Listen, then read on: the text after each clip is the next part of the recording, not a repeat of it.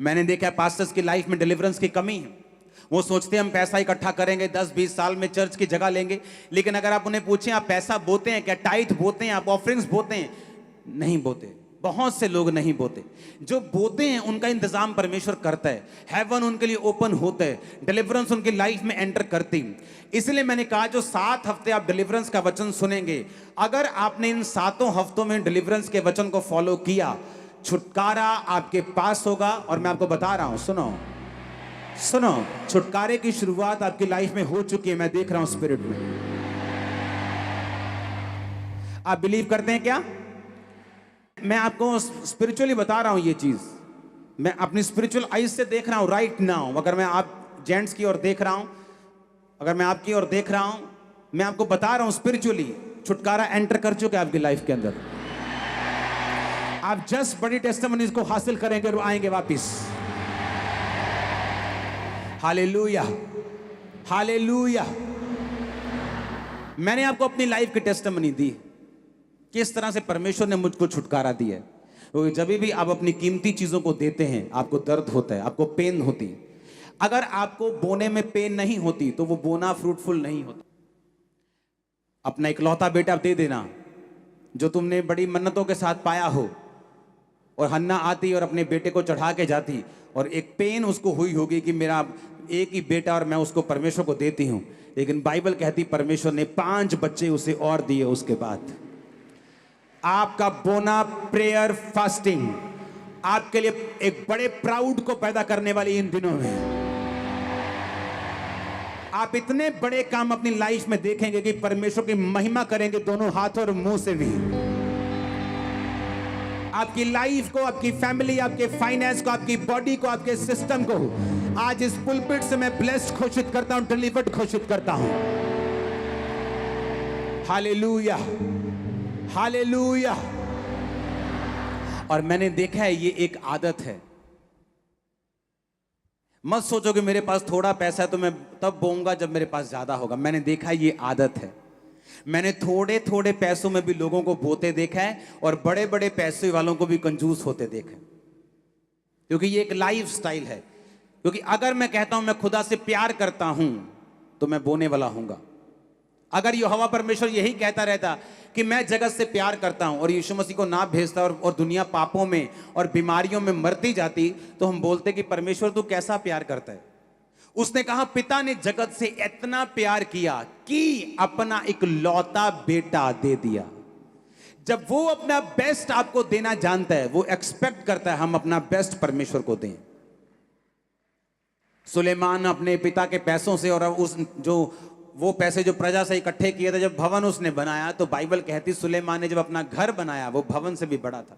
ये बात अटपटी लगती थी मेरे को बहुत, लेकिन परमेश्वर को आप हरा नहीं सकते।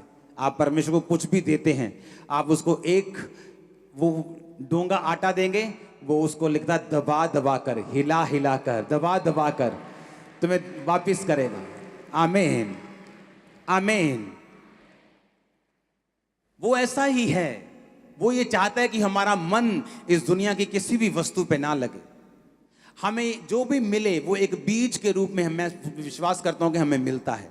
जो भी हमारे पास है वो एक बीज है, एक फसल के लिए। जब उस बीज को हम बोते हैं वो फसल को हासिल करते हैं, फिर उस फसल से भी हम बीज को बोते हैं, हम नेक्स्ट फसल हासिल करते हैं। किसान जितना मर्जी अच्छा हो, जितना मर्जी भला हो, अगर वो रोए जमीन के पास जाकर के मुझे कनक चाहिए और कनक को बोए ना, तो वो कनक हासिल नहीं कर सकता। उसे बीज बोना पड़ता है, उस बीज की रक्षा करनी पड़ती है, उस बीज को पानी देना पड़ता है, उस बीज को दवाई देनी पड़ती है। आपको भी उसी तरह करना पड़ता है। आप जब बोते हैं आप उसको उसकी रक्षा करनी पड़ती है। ये नहीं आप बो के व्यभिचार में चले जाएंगे तो आपका बीज फलवंत होगा, आप लंगर प्रसादों में चले जाएंगे आपका बीज फलवंत होगा। आपको उस बीज की रक्षा करनी पड़ेगी, आपको उस बोने की रक्षा करनी पड़ेगी, आपको उसकी केयर करनी पड़ेगी, आपको उसको पानी देना पड़ेगा, वचन में रहना पड़ेगा, संगति में रहना पड़ेगा। अपनी आंखों से अपने बोए गए बीजों की फसल आप, आपके बच्चे, आपका घराना खाने वाला है बड़ी रीति के साथ। आमीन। ऊंचा चाहिए church, overflow branches. Hallelujah, hallelujah. जब मैंने ये सेवकाई की शुरुआत की थी तो मुझे मालूम था कि मुझे अपने लोगों को आधा अधूरा वचन नहीं देना। मेरे पास कई पास्टर्स आते हैं, मैं बोलता हूँ आप उनको लोगों को बोने का वचन नहीं देते। वो बोलते नहीं, जब हम लोगों को बोने का वचन देते लोग भाग जाते हैं वहाँ से। मैंने कहा वो लोग इसलिए भाग जाते हैं, उन्हें लगता है कि पास्टर मांग रहा है, पास्टर को पैसों की ज़रूरत है, पास्टर के शायद बच्चे स्कूल नहीं जा रहे, उसको ज़रूरत है पैसों की। मैंने कहा तुम जब अपना बिजनेस करोगे, अपने परिवार का पेट खुद पालोगे, जब तुम खुद अपना काम खुद करोगे, और जब तुम लोगों को बताओगे कि भाई साहब अगर तुम 100 रुपया दे रहे हो, वो 100 रुपया परमेश्वर के कामों में जा रहा है, तो लोग बोएंगे। तुम्हारा सिस्टम अच्छा नहीं है, अपना सिस्टम अच्छा करो, क्योंकि ये काम बहुत कम लोग करने के लिए तैयार हैं। क्योंकि बाइबल कहती कौन दाख की बारी लगाकर उसका फल नहीं खाता, उसका रस नहीं पीता। पौलुस कहता कि मेरे पास अधिकार है कि मेरा खर्चा चर्च उठाए, लेकिन कहता मैं उन अधिकारों को प्रयोग में नहीं लेके आऊंगा ताकि मैं ज्यादा से ज्यादा लोगों को खींच के लेके आऊं। अगर आपको मालूम है कि मेरा पैसा खुदा के भवन में 100% जा रहा है, तो मुझे मालूम है लोग खुल के बोते, उन्हें पता है कि हमारा पैसा जहां भी हम बो रहे हैं वो सही जगह पे जा रहा है और पूरा जा रहा है, और पूरे एक 100 बंदों की टीम है जो उसे खर्च रही है, पूरा हिसाब रखा जा रहा है। लोग इसी कारण ब्लेस्ड हैं। मैंने उन्हें बताया कि अगर खामरा चर्च में, हमने अभी सीट नहीं लिया, कितने साल, 1.5 साल 2 साल पता नहीं कितने हो गए, मेरे को याद नहीं। मैंने कहा अगर आज भी मैं सीट के लिए अनाउंस करूंगा तो उस दिन इतने लोग होते हैं जितने चर्च में नहीं होते, संडे खामरा चर्च में इतने लोग होते हैं।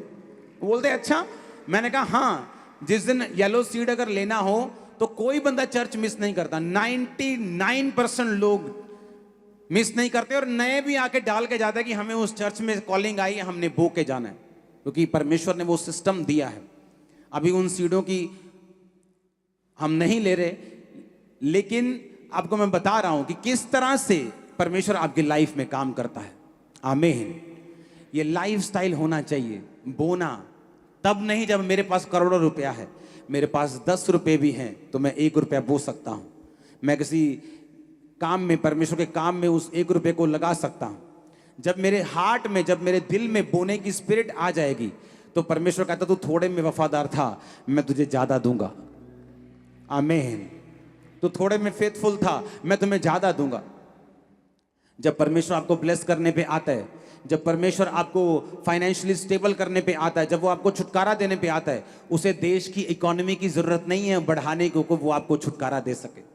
जब नाइजीरिया में दुनिया का सबसे बड़ा पेंटिकोस्टल स्ट्रक्चर चर्च बना, तो उस चर्च में जब बताया गया कि ये इतने $1 मिलियन का चर्च होगा, तो वो पास्टर सबसे गरीब था और उसकी तनख्वाह आज के हिसाब से जस्ट 700 रुपया महीना थी।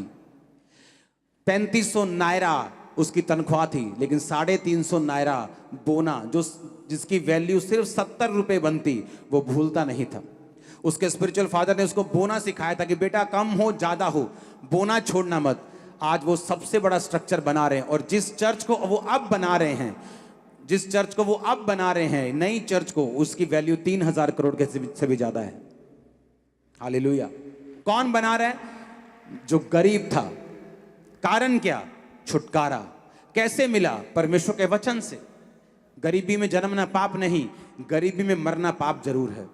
आप गरीबी में जन्मे, आपका कोई कसूर नहीं, गरीबी में मर जाओगे तो ये पाप है। आप बीमार जन्मे हैं, कोई प्रॉब्लम नहीं, लेकिन बीमार मरिए मत। पाप में जन्मे हैं, कोई प्रॉब्लम नहीं, पाप में मरिए मत। मसीह से बाहर जन्मे, कोई प्रॉब्लम नहीं, मसीह में आकर जाइए। हालेलुया। कितने इन बातों को समझ रहे हैं? जब मैं छुटकारे की बात करता हूं, मैं ओवरऑल छुटकारे की बात करता हूं। सुलेमान ने सिर्फ बोया, परमेश्वर ने उसको बुद्धि दी, लेकिन छुटकारा चारों तरफ का हुआ। जब एक राजे के पास इतनी बुद्धि होती, दूसरा राजा लड़ने के टाइम में भी 10 बार सोचता है।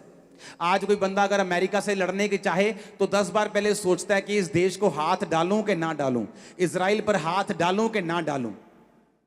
उसकी बुद्धि इतनी बड़ी हो गई, छुटकारा इतना बड़ा हुआ कि देशों ने संधि करके उसको सोना, उसको चांदी, उसको ऐसे जो रत्न थे, सुगंध द्रव्य थे, घोड़े थे, जो कीमती चीजें थी, जो लकड़ियां थी, चंदन की लकड़ियां थी, वो उसको भेजते थे।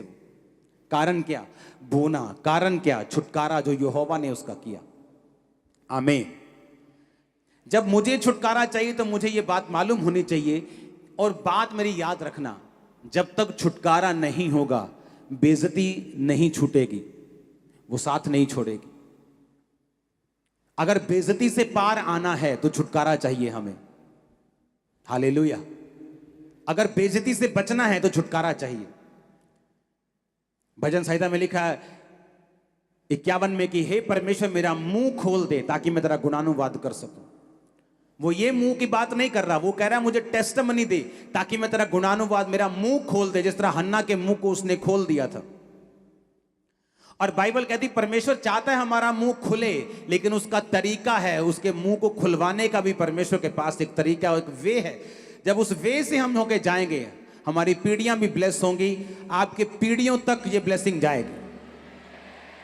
Hallelujah, hallelujah. मेक श्योर आप एक एक वचन जो छुटकारे का मैं आपको दूं, आप उसको फॉलो करें।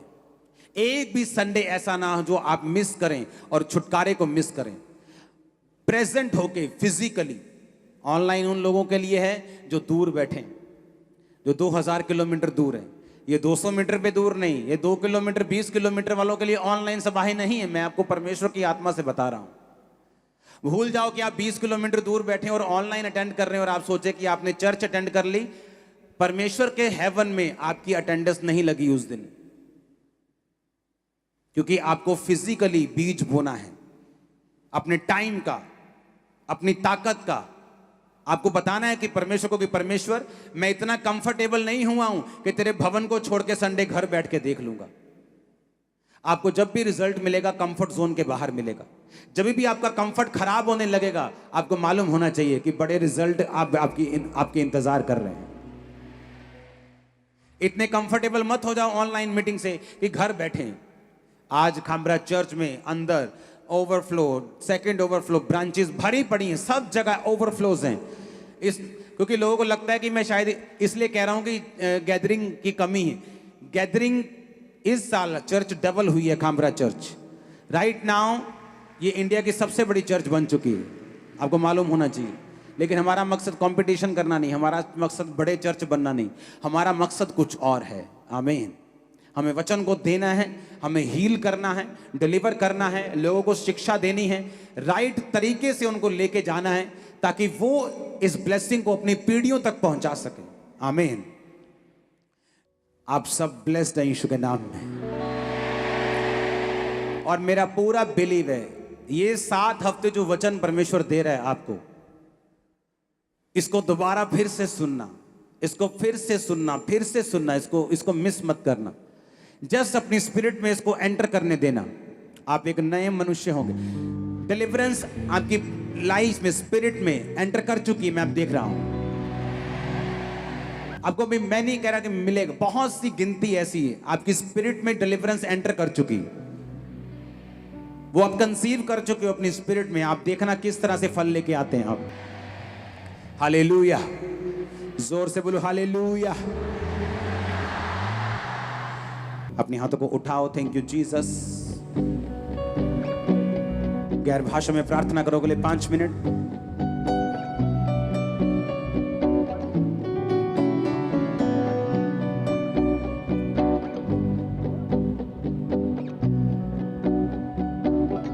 सबको जय मसीह की। मैं जतिन बब्बर और आप देख रहे हैं मसीह परिवार चैनल। जैसे कि आप सब जानते हैं कि मैं इस चैनल पे प्रभु के अलग अलग दासों की वीडियोस डालता हूं, तो अगर आपको हमारा चैनल अच्छा लगता है तो आप इस चैनल को ज़्यादा से ज़्यादा सब्सक्राइब जरूर करें ताकि आप प्रभु के वचन को सुन सके। वीडियोस को ज़्यादा से ज़्यादा शेयर करें ताकि जिन लोगों तक वचन नहीं पहुंचा उन तक भी वचन पहुंच सके। सबको जय मसीह की। एक बार मैं आपसे दोबारा कहूँगा कि इस चैनल को सब्सक्राइब जरूर करें और वीडियोस को ज़्यादा से ज़्यादा शेयर करें। जय मसीह की।